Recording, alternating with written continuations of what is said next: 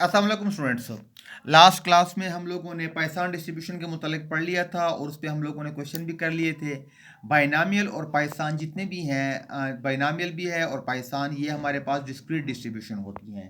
लेकिन आज जो हम डिस्ट्रीब्यूशन स्टार्ट करने जा रहे हैं, जो आपके कोर्स में है, नॉर्मल डिस्ट्रीब्यूशन।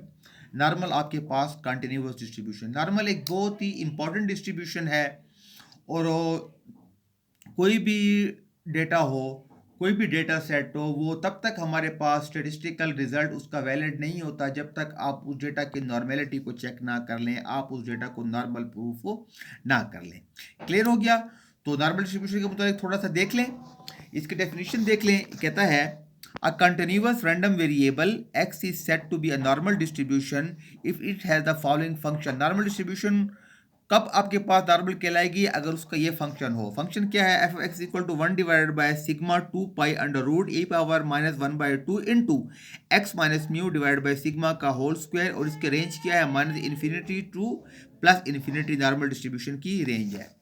इसको हम लोग नॉर्मल कर्व कहते हैं। ये नॉर्मल कर्व होती है, आप लोगों ने पढ़ी भी होगी। ये नॉर्मल शेप इसकी होती है, बेल शेप्ड होती है, और इसकी रेंज क्या है? Minus infinity to plus infinity इसकी रेंज है। क्यों? बिकॉज ये कभी भी जॉइंट नहीं होती, ये अप टू सो ऑन जाती है। मैंने आपको पहले ही बताया था, जो आपके पास कंटिन्यूस डेटा होता है, कंटिन्यूस डेटा हमारे पास एक इंटरवल पे बेस करता है, लिमिट पे बेस करता है, तो उसमें अनफाइनाइट वैल्यूज आ सकती हैं। 0.1 भी आ सकता है। फॉर सपोज अगर आपको कहा जाए 0 to 5, तो 0 to 5 के दरमियान इनफाइनाइट वैल्यूज एग्जिस्ट करेंगी। जब कोई भी वैल्यू आपके पास लिमिट या रेंज में हो जाए, तो उसके लिए फिर हम लोग कंटिन्यूटी यूज करते हैं। क्लियर हो गया? नॉर्मल डिस्ट्रीब्यूशन की कुछ प्रॉपर्टीज को आप देख लें। कहता है कि normal distribution is a continuous distribution ranging from 0 minus infinity to plus infinity. Normal distribution आपके पास एक कंटिन्यूअस डिस्ट्रीब्यूशन है जिसकी range minus infinity to plus infinity होती है। It has two parameters, mu and sigma square. Normal distribution के दो parameters होते हैं। एक आपको म्यू मतलब कि मीन उसका गिवन होगा, और एक आप उसका वेरिएंस यानी कि सिग्मा स्क्वायर, ये आपको क्वेश्चन में गिवन होंगे। ये उसके दो पैरामीटर हैं, ये इसकी दो निशानियां हैं।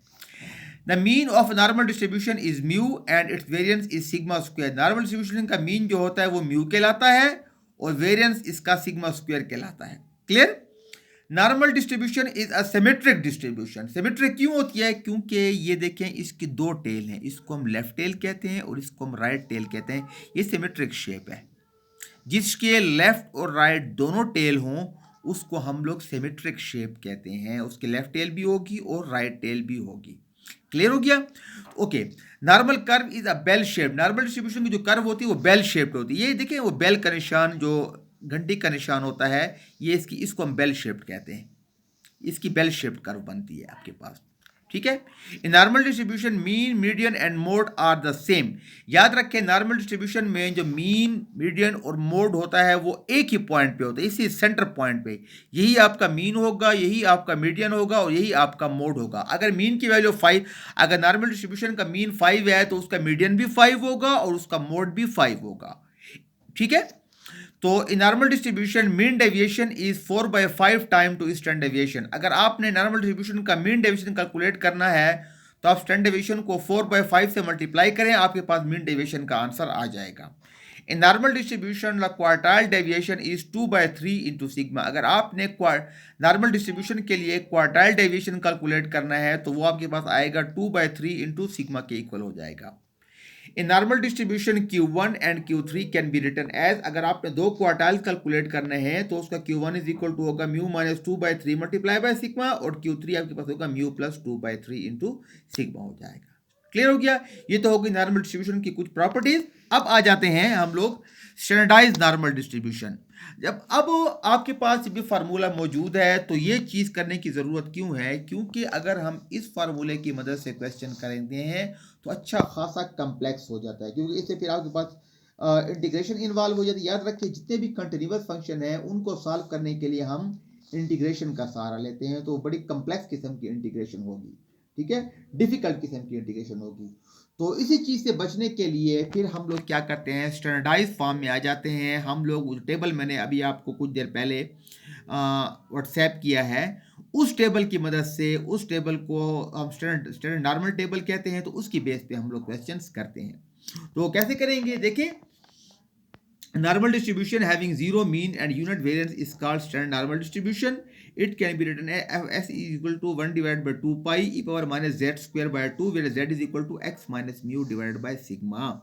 याद रखें नॉर्मल डिस्ट्रीब्यूशन के जितने भी न्यूमेरिकल क्वेश्चन होंगे इसमें हमारे पास अगर ऐसे गिवन है कि x लेस देन 5 है, x लेस देन 0.5 है, जो भी है प्रोबेबिलिटी है, तो पहले हमने इसको z में कन्वर्ट करना होगा, x को हम लोग z में कन्वर्ट करेंगे, फिर उसके बाद इसको टेबल की मदद से देखेंगे कैसे। अगर x less than x not है तो पहले इसको लिखे x minus mu divide by sigma, x not की वैल्यू ये होगी, म्यू माइनस सिग्मा, ये म्यू भी गिवन होगा आपको सिग्मा भी गिवन होगा, ये के बाद z में कन्वर्ट हो जाएगा z less then z not. तो इसको आपने टेबल की मदद से देखना है, जब हम क्वेश्चन करेंगे तो आपको आइडिया हो जाएगा।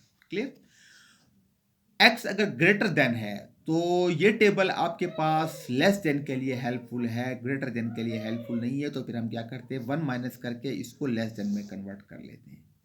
तो इसको z में कन्वर्ट किया, इसको z में कन्वर्ट, यहाँ टेबल में से आंसर देख के उस आंसर को हम लोगों ने 1 में से माइनस कर लेना है।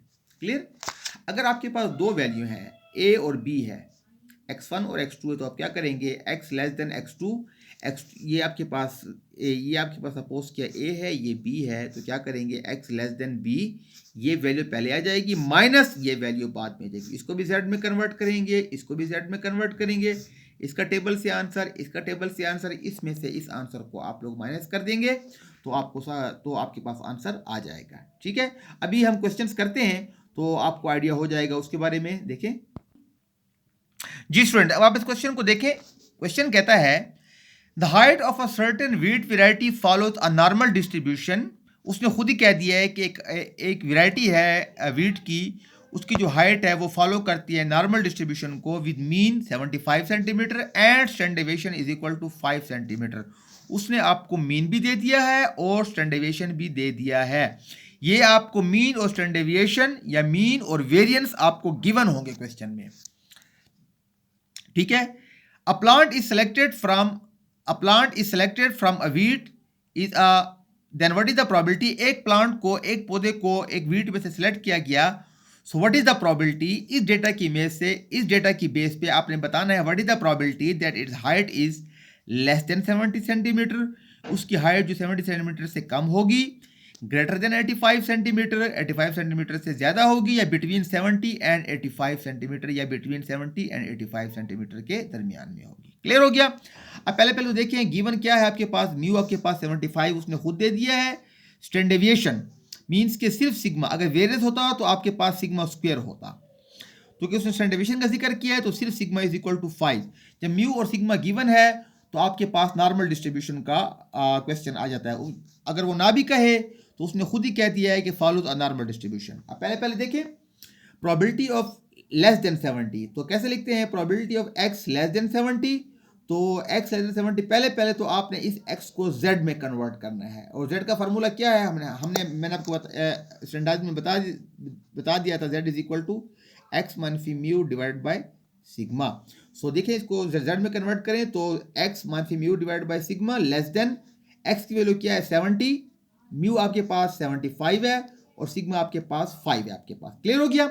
सो ये आपके पास z के इक्वल हो गया, z less than 70 minus 75 is equal to minus का 5 इज इक्वल टू -1। अब इस -1 को आप टेबल में कैसे चेक करेंगे, ये देखें। अगर आप वो टेबल को देखें तो टेबल में देखें ये आपके पास प्लस की वैल्यूज भी हैं 0.0 से लेकर प्लस के 3.4 तक, और मनफी 0.0 से लेकर माइनस के 3.4 तक वैल्यू मौजूद है। अब आपका आंसर क्या आया है, -1 है। अब -1 को टेबल में कैसे चेक करेंगे, देखिए दो वैल्यूज इधर पड़ी हुई है, पॉइंट से पहले और पॉइंट के बाद, और थर्ड वैल्यू आपके पास ऊपर एग्जिस्ट कर रही है। अब इसको चेक करने का तरीका क्या है, देखिए -1 का मतलब क्या है, -1.00। जब कुछ भी ना हो, अब होल नंबर आ जाए तो उसके बाद पॉइंट और 0 अब आपने क्या करना है, -1.0 को 0 वाले कॉलम में देखना है। ठीक है। ऐसे ही अगर मनफी 3.0 आ जाए, प्लस का 3.0 आ जाए, तो 3.0 को आपने 0.0 वाले कॉलम में देखना है। अब अगर 3.20 आ जाता है तो 3.2 को आपने यहां पे देखना है और जो दूसरी वैल्यू है उसको आपने इधर देखना है, तो आंसर आ जाएगा आपके पास। ऐसे अगर 4.67 है तो 4.6 को आपने रो में देखना है, कॉलम में देखना है, और 7 को आपने ऊपर टेबल वाली साइड पे देखना है। अब क्वेश्चन देखिए, -1.0, तो मनफी -1 का मतलब क्या है? -1.00 माइनस मीन्स कि आपने -1.0 को 0 में देखना है। ये देखिए इसमें आप अब चूंकि ये माइनस में वैल्यू है तो पहले तो आपने -1.0 देखना है। ये -1.0 तो आपके पास ये आ गया। अब इसको आपने किस में चेक करना है? 0 में चेक करना है। 1 होता तो 1 में, 2, 2, 3, 4, 5 अप टू 9 तक इसी रेंज में ही वैल्यूज आएंगी। -1.0 को 0 में चेक करें तो -1.0 और ये 0 आपके पास आ गया, ये -1 जिस तरह लॉग टेबल अगर आपको याद हो 10th 9th 10th में, तो सेम उसी टाइप का ये क्वेश्चन है। -1.0 ये देखें, ये 0 और -1.0.1587 आपके पास ये आंसर आ जाता है आपके पास। ये देखिए, और वो आंसर क्या आ गया? -0.1587। ये आपके पास प्रोबेबिलिटी आ गई इसकी, z लेस देन -1 की प्रोबेबिलिटी आपके पास आ गई। Clear students? नेक्स्ट क्वेश्चन देखिए, probability of x greater than 85 से ज्यादा। अब मैंने आपको पहले बताया था कि ये टेबल आपके पास लेस देन के लिए हेल्पफुल है, ग्रेटर देन के लिए हेल्पफुल नहीं। तो आप क्या करेंगे? प्रोबेबिलिटी x ग्रेटर देन 85 को 1 माइनस करके प्रोबेबिलिटी x लेस देन और इक्वल टू 85 करें। आप इसको लेस देन में कन्वर्ट कर लेंगे। 1 माइनस प्रोबेबिलिटी, इसको z में कन्वर्ट करें तो x minus mu divide by sigma less than equal to 85 minus 75 divide by 5 हो जाएगा। तो 1 minus probability z less than 85 minus 75 10 divide by 5 2। अब एग्जैक्टली होल 2 आ गया, तो आपने क्या करना है? प्लस का, यहां पे देखें अगर प्लस का आ गया है तो आपने प्लस वाले में चेक करना है, माइनस आएगा तो आपने माइनस वाले में चेक करना है। तो 2.0 को आप 0 में चेक करें। अब देखिए वही टेबल ले लें, ये देखें प्लस वाले में, अब ये प्लस वाले में देखने, ये आपके पास 2.0 आ गया। 2.0 को आपने 0 में चेक करना है, वही वैल्यू वो देखें सेम, ये 0 आ गया आपके पास।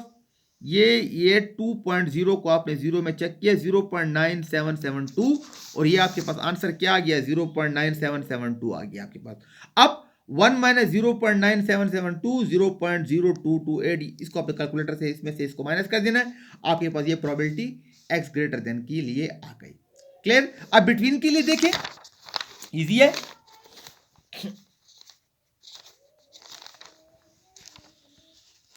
प्रोबेबिलिटी ऑफ 70 लेस देन 70 से लेकर 85 तक, तो 70 less than x less than 85, तो आप क्या करेंगे? 70 less than x less than 85, तो b माइनस a, तो x लेस देन 85 वाला b वाला पहले आ जाएगा, माइनस a वाला बाद में आ जाएगा। अब x लेस देन 85, इसको भी ऑलरेडी आप एक बार सॉल्व कर चुके हैं। ये देखें, ये लेस देन 85 को आप सॉल्व कर चुके हैं, ये यहां तक आप सॉल्व कर चुके हैं, इसको दोबारा करने की जरूरत नहीं है। तो 0.9772 आपके पास आ गया। लेस देन 70 भी आप सॉल्व कर चुके हैं। ये देखिए, लेस देन 70 आपने सॉल्व किया, इसका आंसर 0.1587, ये 0.1587, इसमें से इसको माइनस किया, 0.8185 आपके पास आंसर आ गया आपके पास। क्लियर हो गया? तो नेक्स्ट क्वेश्चन देखिए, ये क्वेश्चन कहता है, ये क्वेश्चन थोड़ा सा उससे जरा चेंज है, चेंज है आसान, लेकिन देखिए ये कहता है कि the height of a certain crop follow a normal distribution with mean 9.22 centimetre and standard deviation of 2.83 centimetre. एक प्लांट की जो हाइट है वो नॉर्मल डिस्ट्रीब्यूशन को फॉलो करती है, जिसका मीन क्या है? 2.83 सेंटीमीटर है, और स्टैंडर्ड डेविएशन मीन 9.22 है, और स्टैंडर्ड डेविएशन आपके पास 2.83 centimetre. There are 1000 plants in a field, उस फील्ड में 1000 पौधा मौजूद है। How many of these plants have the height less than 1.84, greater than 13.8, between 5 to 7 centimetre. In 1000 plant में से बताएं कितने प्लांट्स हैं जिनकी हाइट 1.84 से कम होगी, 13.8 सेंटीमीटर से ग्रेटर होगी, और 5 to 7 सेंटीमीटर के दरमियान होगी। क्लियर?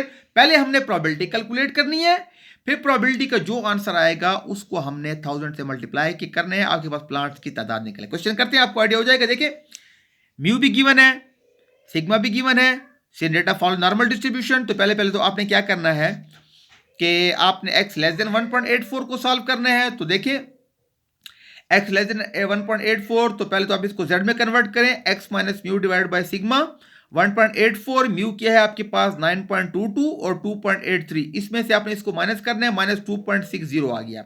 अब टेबल में चेक करें, माइनस 2.6 को आपने जीरो में चेक करना है, ये देख रहे माइनस 2.6 है, ये देखें इसको आपने जीरो में चेक करना है, तो आंसर कितना है 0.0047, ये देखें 0. माइनस 2. तो माइनस 2.6 को आपने जीरो में चेक किया, देखें माइनस 2.6 को अगर आप जीरो में चेक करेंगे, ये किधर गया, माइनस 2.6 को आपने जीरो में चेक किया तो ये 0.0047, ये आपके पास 0067 आपके पास आंसर आ गया। क्लियर, क्या आ गया 0.0047, सॉरी ये 47 है, मुझसे मिस्टेक हो गई है, 47 और ये भी आपके पास 47 है, ठीक है, सॉरी कैलकुलेशन ठीक है। तो अब आपने कैलकुलेट क्या करना है कि कितने प्लांट्स हैं, आपने प्रोबेबिलिटी कैलकुलेट नहीं करनी, आपने प्लांट्स की तादाद कैलकुलेट करनी है कि थाउजेंड्स में से कितने प्लांट हैं जिनकी हाइट 1.84 सेंटीमीटर से कम होगी। तो जो आंसर आया है इसको आपने सिंपली 1000 से मल्टीप्लाई कर देना है, तो आंसर आपके पास आया 995.3, इसको आप अप्रोक्सीमेट कर लें 995 प्लांट्स, क्योंकि प्लांट्स तो पॉइंट में नहीं होते, तो आपने उसको अप्रोक्सीमेट कर लें 995। तो इस बात का क्या मतलब हुआ कि 1000 में से 995 प्लांट्स ऐसे हैं जिनकी हाइट आपके पास 1.84 से कम होगी। नेक्स्ट देखिए, ग्रेटर देन 13.8 सेंटीमीटर, कितने प्लांट्स ऐसे हैं जिनकी हाइट 13.8 सेंटीमीटर से ज्यादा होगी। सेम वही प्रोसीजर, पहले तो आपने ग्रेटर देन को लेस देन में कन्वर्ट किया, 1 minus probability x less than 13.8, इसको z में कन्वर्ट किया तो x minus mu divide by sigma 13.8 minus 9.22 divide by sigma हो गया आपके पास, ये z हो गया, और इसको इसमें से आप इसको माइनस किया और डिवाइड किया 1.61। अब आपने क्या करना है, 1.6 को 1 में चेक करना है, 1.6 को आपने इधर देखना है और 1 2 3 उसको आपने इधर देखना है, मतलब पॉइंट से पहले और पॉइंट के बाद दो वैल्यू आपने इधर देखनी है, थर्ड वैल्यू को आपने इस साइड में देखनी है। तो चेक करें, 1.6 को आप 1 में चेक करें तो देखें ये प्लस का 1.6 है, तो प्लस का 1.6 आपके पास, ये प्लस का 1.6 है, और आपने इसको चेक करना है, ये 1 है, ये 1.6 को आपने 1 में चेक किया तो 0.9463, ये देखें 0.9463 आ गया, 1 में से माइनस किया 0.0537 आ गया। आपने कैलकुलेट क्या करना है, कितने प्लांट्स ऐसे हैं 1000 में से जिनकी हाइट 13.8 से ज्यादा है, तो सिंपली आपने इस आंसर को 1000 से मल्टीप्लाई किया तो आंसर आपके पास आ गया 53.7, इसको आप अप्रोक्सीमेट कर लें 54 प्लांट, मींस के 54 प्लांट्स ऐसे हैं, इसके इंटरप्रिटेशन ये है कि 54 प्लांट्स ऐसे होंगे जिनकी हाइट 13.8 सेंटीमीटर से ज्यादा होगी, बिटवीन 5 to 7 चेक कर लें। तो क्या करेंगे, पहले तो आपने प्रोबेबिलिटी कैलकुलेट करें, 5 less than x less than 7, तो b पहले आ जाएगा और a बाद में जाएगा, less than 7 minus less than 5, तो पहले इसको z में कन्वर्ट करें तो x minus mu divide by sigma 7 minus 9.22 divide by 2.83, 5 minus 9.22 divide by 2.83, इसको आपने सॉल्व किया माइनस 0.78 आ गया, इसको सॉल्व किया माइनस 1.49, माइनस 0.7 को 8 में चेक करें, ये माइनस 0.7 आपके पास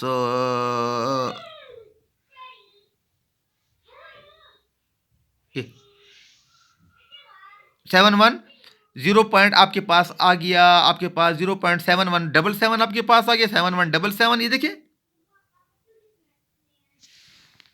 2177, और 1 पॉइंट माइनस 1.4 को 9 में चेक किया तो 0.0681 आपके पास आ जाएगा, इसमें से इसको माइनस करें 0.7142 आ जाएगा आपके पास। अब आपने क्या करना है, how many of this plant, ऐसे कितने पौधे हैं जिनकी हाइट आपके पास 1000 में से कितने प्लांट्स हैं जिनकी हाइट 5 सेंटीमीटर से 7 सेंटीमीटर के दरमियान होगी, तो आंसर को आपने 1000 से मल्टीप्लाई किया तो 714.2, इसको अप्रोक्सीमेट 714 प्लांट्स कर दें, तो मींस के 714 प्लांट्स ऐसे हैं जिनकी हाइट जो है 5 to 7 सेंटीमीटर के दरमियान होगी। सो स्टूडेंट्स, यही 2 टाइप के क्वेश्चन होंगे, सिर्फ डेटा चेंज होगा, वैल्यू चेंज होंगी और क्वेश्चन की नेचर चेंज होगी। बाकी प्रोसीजर सब क्वेश्चंस का यही है।